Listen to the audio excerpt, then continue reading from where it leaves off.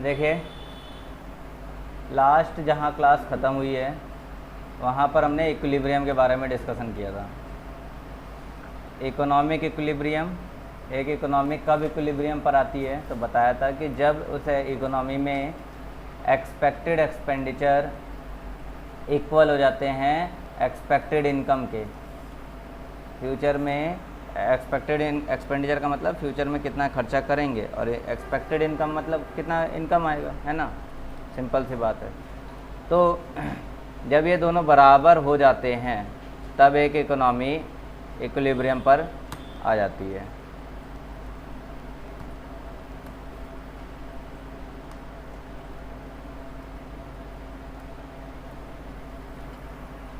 तब एक economy equilibrium पर आ जाती है। तो हमने देखा AD और AS बराबर हो जाएंगे। AD हमने देखा था कि C+I होता है और AS का मतलब होता है C+S। C से C कैंसिल करेंगे तो इधर I और इधर S। तो ये है इक्विलिब्रियम का दूसरा पहलू, इन्हें हम अप्रोच कहते हैं। इक्विलिब्रियम के अगर अप्रोच की बात करते हैं, अप्रोचेस, तो पहला अप्रोच है AD = AS अप्रोच और दूसरा अप्रोच है I = S अप्रोच। कोई दिक्कत? मतलब बात वही है, इक्विलिब्रियम यहाँ पर भी और यहाँ पर भी, दोनों ही समय पर बिल्कुल एक ही टाइम पर मिलता है। दोनों केस में सेम टाइम पर इक्विलिब्रियम मिल जाएगा।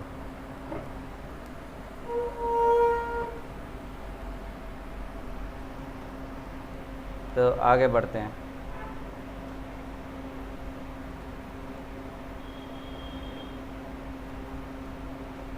यहाँ तो कुछ और है नहीं बताने के लिए, तो आगे इसमें यहाँ बढ़ा जाए।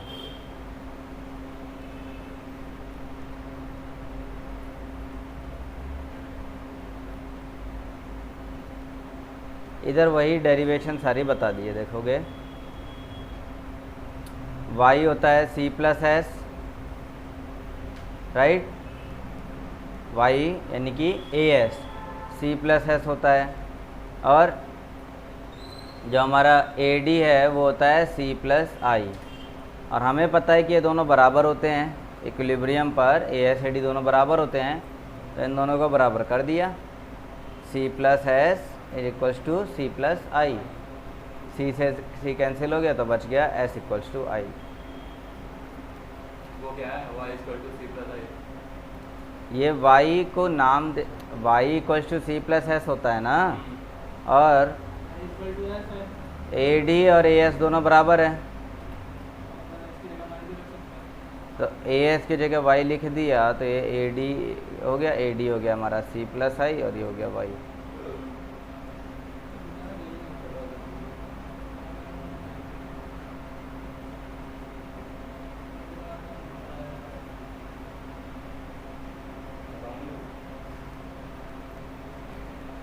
हाँ जी,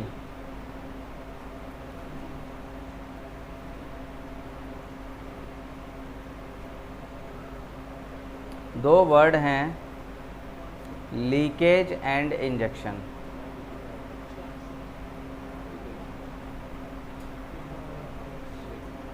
दोनों वर्ड्स का मतलब समझो, इंजेक्शन और लीकेज।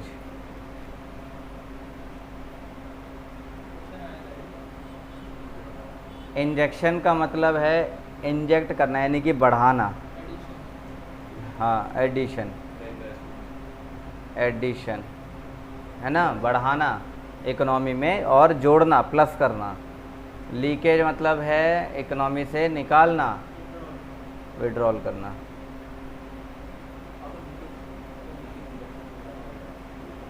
ठीक,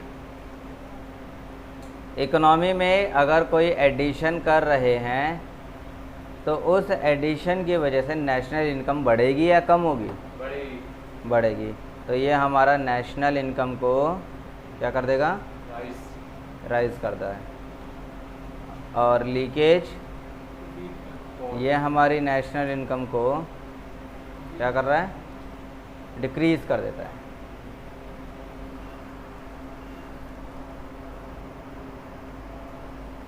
क्या एक ही टाइम पर एक इकोनॉमी में लीकेज और इंजेक्शन दोनों हो सकते हैं?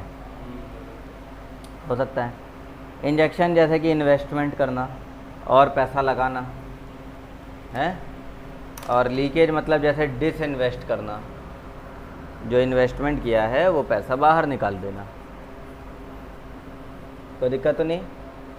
तो एक ही टाइम पर ये दोनों ही चीज़ें हो सकती हैं। एक तरफ कोई नया इन्वेस्टमेंट कर रहा हो और दूसरी तरफ कोई जो है उसे निकाल रहा हो बाहर। कोई दिक्कत? उसी के बेस पर ये पैराग्राफ है, if the leakage are greater than injection then national income will fall. Leakage ज़्यादा है, इंजेक्शन कम है, तो नेशनल इनकम गिरेगा। While if injections are greater than leakage national income will rise. है, अब इसके बाद वाली बात है कि if the national income will be in equilibrium only when intended saving is equal to intended investment. है, नेशनल इनकम इक्विलिब्रियम पर तभी होगा जब इंटेंडेड सेविंग इंटेंडेड इन्वेस्टमेंट के इक्वल रहेगा। इन्वेस्टमेंट मतलब इंजेक्शन और सेविंग मतलब लीकेज। जब ये दोनों बराबर रहते हैं तो ये इकोनॉमी इक्विलिब्रियम पर रहेगी।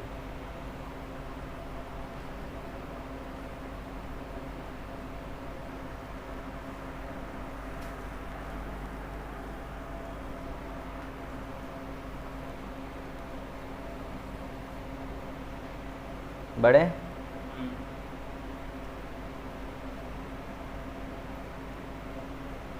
यहाँ पर if there is any deviation from equilibrium, अगर इक्विलिब्रियम से गैप आ जाता है, डेविएशन आने का मतलब है S is greater than I या S is less than I. अगर ऐसा कुछ हो जाता है, that is planned saving is not equal to planned investment, the process of readjustment will bring the economy back to equilibrium. अगर कभी ऐसा कुछ आया तो ये डिसइक्विलिब्रियम हो गया।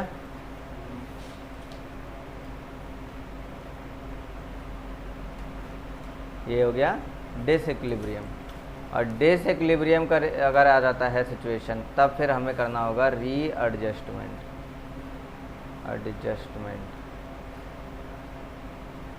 रीएडजस्टमेंट और रीएडजस्टमेंट करने का रिजल्ट ये होगा कि जो इकोनॉमी है दोबारा से इक्विलिब्रियम पर आ जाएगी। रीएडजस्टमेंट करने का मतलब है, देखो सेविंग ज़्यादा है, इन्वेस्टमेंट कम है। रीएडजस्टमेंट करेंगे कि या तो ये सेविंग कम हो जाए या फिर ये इन्वेस्टमेंट बढ़ जाए और दोनों बराबर आ जाए। सेविंग को भी बढ़ा सकते हैं। सेविंग अगर ज़्यादा है, इन्वेस्टमेंट कम है, तब क्या करें? या तो सेविंग कम कर दो या इन्वेस्टमेंट बढ़ा दो, दोनों बराबर आए। ये कहलाता है रीएडजस्टमेंट। फिर आते हैं इक्विलिब्रियम विद अनएम्प्लॉयमेंट और इन्फ्लेशन। ये जो तुम देख रहे हो ना situation, S is less than I, S is greater than I, इनकी वजह से इकोनॉमी में इन्फ्लेशन या डिफ्लेशन आ जाता है। यहाँ पर आ जाए, ये ग्राफ बनाओगे, हेडिंग डालो अपने कॉपी में,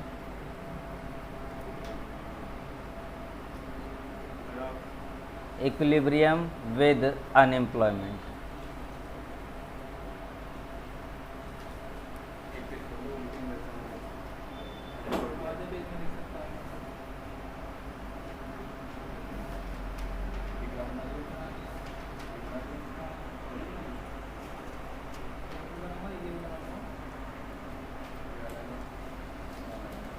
लिख लिया?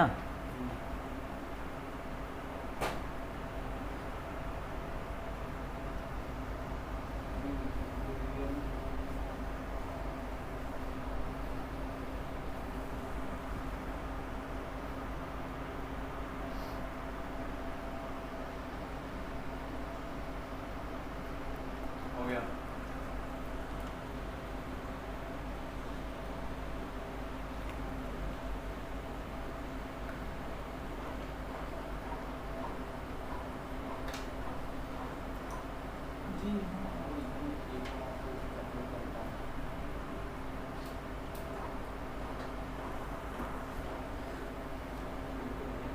अगर तुम्हारा जो एडी कर्व है 45 डिग्री पर इंक्लाइंड रहा, एएस हाँ एएस कर्व 45 डिग्री पर अगर इंक्लाइंड रहता है, मतलब वो एक ऐसी सिचुएशन है जब इकोनॉमी में सब कुछ ठीक चल रहा है। देखो, if the aggregate expenditure inclined intersects the 45 degree line at the level of potential GDP, then there is full employment equilibrium। अगर जैसे ये कर्व है, ये तो 45 डिग्री वाला है,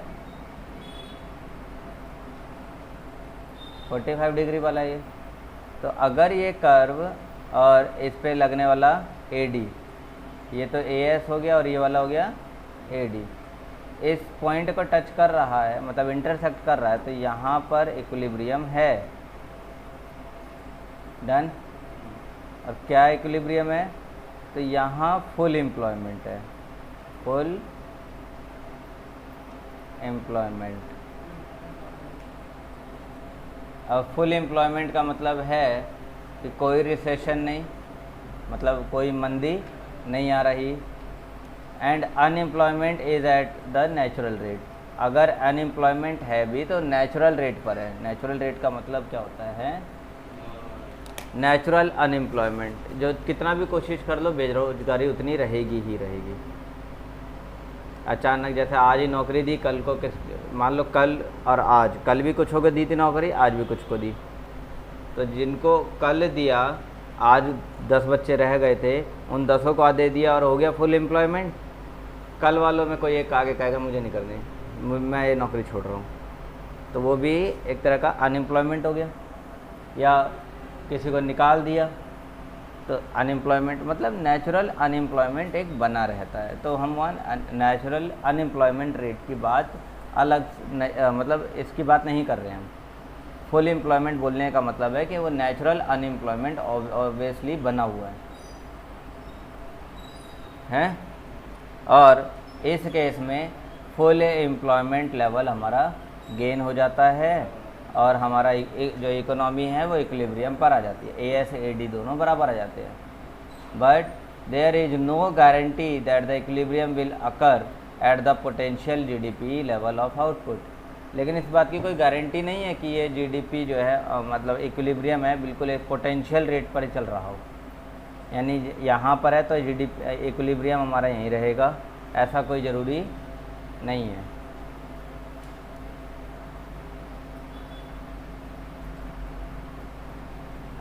यहाँ ऐसे होना चाहिए, ये AD है, तो ज़रूरी नहीं है कि कर्व हमारा यहीं पर ही रहे, हो सकता है कर्व हमारा ऐसे जाए, यानी जहाँ इक्विलिब्रियम होना चाहिए वहाँ ना होकर कहीं और है पॉइंट।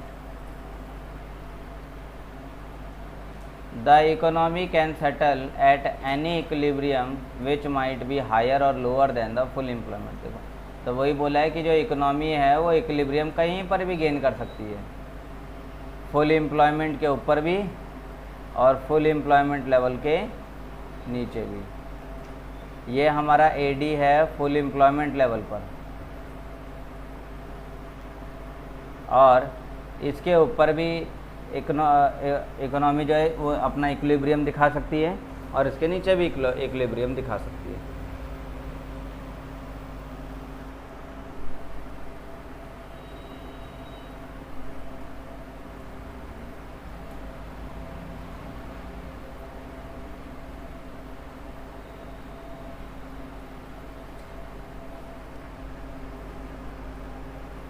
अब ये जो फुल एम्प्लॉयमेंट लेवल पर अगर हमारा इक्विलिब्रियम नहीं आ रहा है तो ऑब्वियसली या तो उसके ऊपर आ रहा है या नीचे आ रहा है, जिस वजह से हम कह सकते हैं कि जो एक इकोनॉमी है उस पूरी इकोनॉमी में इन्फ्लेशन या डिफ्लेशन आ रहा है। डन। तो यहाँ पर देखेंगे ये तो हमारा AS है, यानी कि Y, कोई दिक्कत नहीं। ये वाली लाइन है, ये हमारा प्लान एडी है। प्लान एडी का मतलब है AD at full employment, AD at full employment, ये हमारा वही है। और सिचुएशन ये है कि एक्चुअल जो एडी है यानी अनएम्प्लॉयमेंट लेवल पर जो एडी है वो ये वाला कर्व है, डॉटेड वाला अनएम्प्लॉयमेंट लेवल पर। तो ये वाला यहाँ पर इक्विलिब्रियम आ रहा है, तो ये गैप आ गया।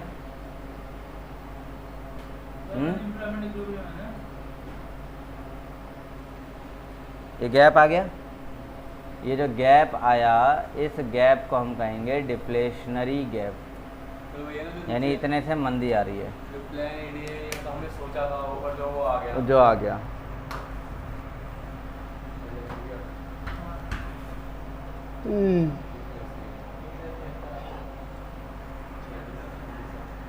ठीक है।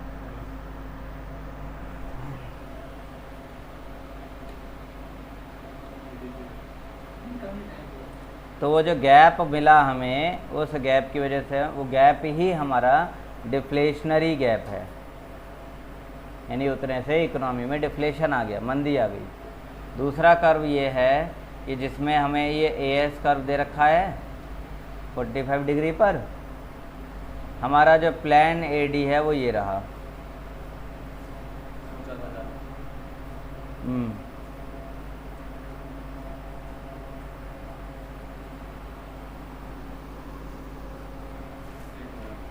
एक सेकेंड, ये कुछ मेरे को ऐसा लग रहा है कि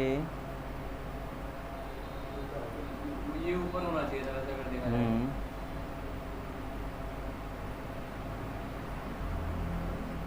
अरे सर सही तो है, उसमें लिखा है C+I1, वहाँ 0 लिखा है, दिख नहीं रहा उसमें।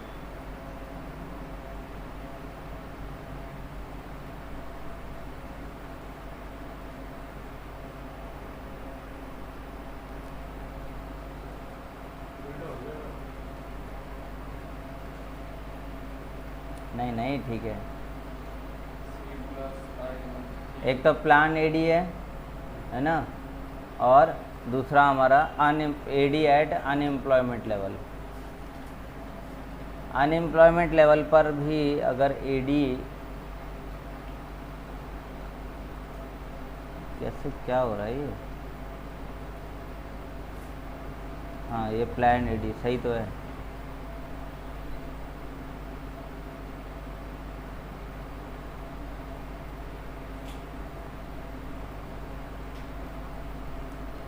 पी यानी प्लान डी सही है।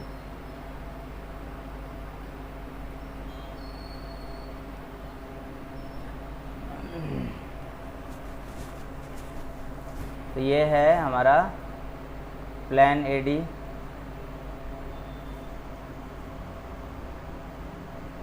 और ये वाला हमारा एडी है अनएम्प्लॉयमेंट लेवल पर। तो जब ये गैप आ जाए इतने का, तो समझो इतने का ये हमारा इन्फ्लेशनरी गैप है, यानी इतने से इकोनॉमी में इन्फ्लेशन आ जाएगा।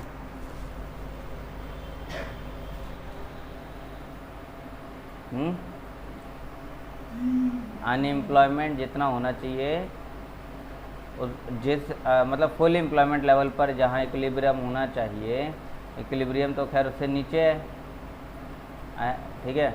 और इतने का ये गैप है, क्या हो रहा है कि इकोनॉमी में जितना रोजगार होना चाहिए उससे कम जो है कि बेरोजगारी है। सर पहले डिमांड ज़्यादा थी ना, अब तो कम हो गई ना। डिमांड ज़्यादा है और अनएम्प्लॉयमेंट लेवल पे डिमांड कम हो जाएगी ना, और डिमांड अगर कम हो जाएगी तो डिफ्लेशन ज़्यादा रहेगा, मतलब इन्फ्लेशन ज़्यादा रहेगा। अगर डिमांड ज़्यादा है, डिमांड ज़्यादा है और सप्लाई कम है, देखो चलो इसे दूसरे नज़रिए से देखो। इस जगह पर ये एक्चुअल में इतना सप्लाई हो रहा है, अच्छा है एक्चुअल में सप्लाई इतनी हो रही है, और डिमांड होनी चाहिए इतनी, तो डिमांड ज़्यादा है सप्लाई कम है, तो इन्फ्लेशन आ जाएगा, बोलो आएगा ना। तो ये इन्फ्लेशनरी गैप हो गया। ऐसे ही पीछे डिफ्लेशन है, तो डिफ्लेशन में क्या देखा था कि इतनी डिमांड होनी चाहिए, इतनी सप्लाई होनी चाहिए और सप्लाई इतनी हो रही है, तो सप्लाई ज़्यादा हो गई ना, और सप्लाई ज़्यादा होने का मतलब है कि डिफ्लेशन आ गया।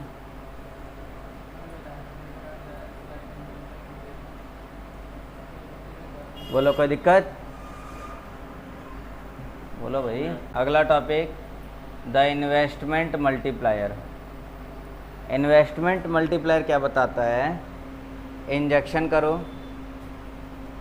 हैं, इंजेक्शन करो, इकोनॉमी में पैसा लगाओ, और तुमने एक बार इन्वेस्टमेंट कर दिया तो उस इन्वेस्टमेंट की जगह जो एक इनकम है वो ऐसे चलती जाएगी। ठीक है, एक बार इन्वेस्टमेंट किया और उस इन्वेस्टमेंट की वजह से इनकम ऐसे जाएगी, बढ़ती चली जाएगी। और यही बात हमें इन्वेस्टमेंट मल्टीप्लायर बताता है।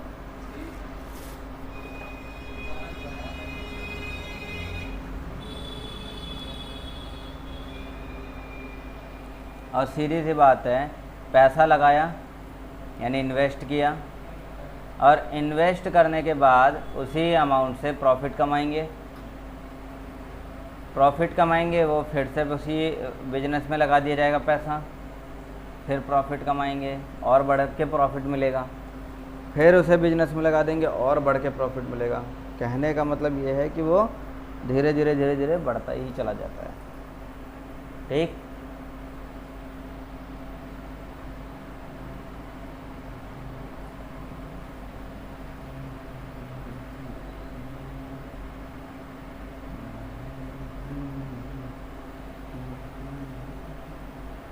यहाँ देखा था कि ये AS है, ये AD है, और ये वाला हिस्सा ये चेंज इन AD है। ये नया वाला कर्व चेंज इन AD। अब AD में जो भी चेंज आएगा वो इन्वेस्टमेंट की वजह से तो आएगा, कंजम्पशन की वजह से जो AD कर्व बनना था सब बन गया। जहाँ बनना था कंजम्पशन की वजह से वहाँ AD की कंजम्पशन की वजह से AD कर्व बन चुका। जहाँ बनना था ये वाला किसकी वजह से बना है? कंजम्पशन की वजह से। अब अगर ये AD कर्व चेंज हो जाए हैं तो एक नया AD कर्व ये बन के आ जाएगा। अब जो चेंज हुआ है तो ये किसकी वजह से आया होगा चेंज? इन्वेस्टमेंट, क्योंकि कंजम्पशन की वजह से तो हमने जितना चेंज करना था तो कर दिया। अब आता है इन्वेस्टमेंट। तो इन्वेस्टमेंट अगर हमने चेंज कर दिया, जो कि शॉर्ट थ्योरी में तो ये तो बताया ही नहीं गया है कि इन्वेस्टमेंट को चेंज करना है। शॉर्ट रन थ्योरी में इन्वेस्टमेंट को कांस्टेंट रखना है, याद आया। लेकिन अगर हम बात करें यहाँ पर लॉन्ग रन की, तो लॉन्ग रन के केस में तो इन्वेस्टमेंट चेंज कर सकते हैं। अगर इन्वेस्टमेंट बदल दिया तो ज़रा सा इन्वेस्टमेंट बदलेंगे और उसकी वजह से इनकम जो है कई बार चेंज हो जाएगी। ठीक है, ये कर्व है जिसमें AS AD का हिसाब एक साथ बताया और नीचे वाला S = I अप्रोच के अकॉर्डिंग कर्व बता दिया है।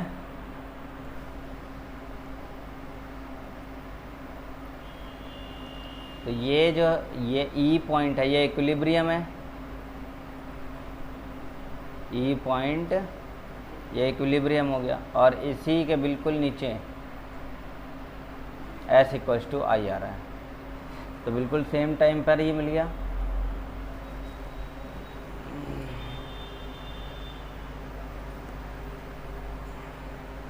अगर इन्वेस्टमेंट बदल के और ये वाला कर्व बना देते हैं तो नीचे भी इन्वेस्टमेंट चेंज हो जाएगी। पहले ये था I और इन्वेस्टमेंट चेंज किया तो अब ये आ जाएगा इस पॉइंट पर, और दोनों अभी भी एकदम सही जगह पर, अपनी जगह पर हैं। ठीक, जो हमें बताता है कि हमारी थ्योरी एकदम सही चल रही है।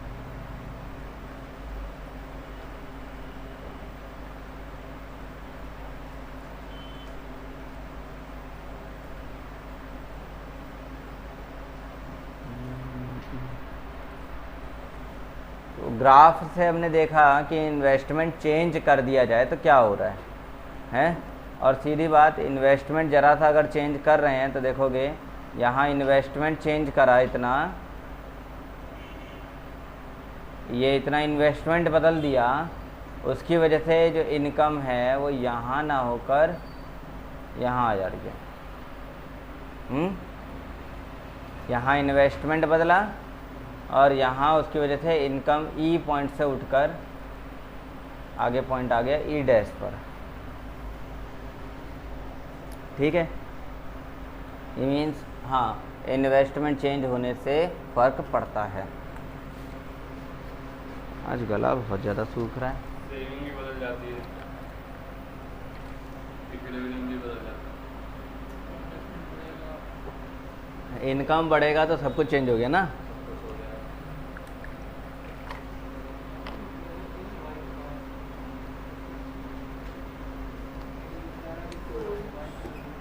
देखो यहाँ पर हमने इन्वेस्टमेंट बढ़ाया है, यहाँ इन्वेस्टमेंट बदला, जिस वजह से कंजम्पशन जो है उठ के ऊपर आ गया, मतलब एडी का कर्व ऊपर आ जाएगा। एडी कर्व ऊपर आएगा तो इक्विलिब्रियम ई पॉइंट से उठकर कहाँ पहुँच गया, ई डैश पॉइंट पर पहुँच गया, तो इक्विलिब्रियम भी आगे तक के चला गया। ठीक है, मल्टीप्लायर कैलकुलेट करना है तो उसके लिए फॉर्मूला ये रहा, इन्वेस्टमेंट मल्टीप्लायर निकालना है तो k is equals to delta Y upon delta I.